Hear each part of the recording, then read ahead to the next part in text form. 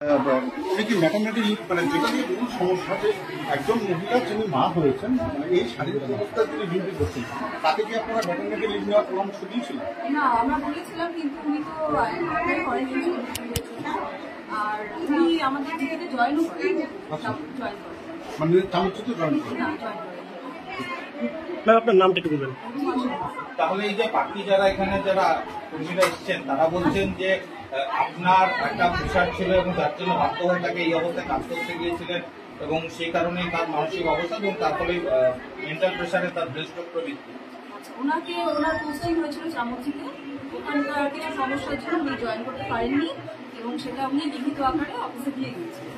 সেটা আমাদের কাছে আগে কোন সেন্টারে ছিলেন, কবে নাগাদ ওনাকে ট্রান্সফার করেন? উনি অনেকদিন আগেই মানে ওখানে পোস্টিং হয়েছে কিন্তু উনি ওখানে জয়েন করতেই পারেননি।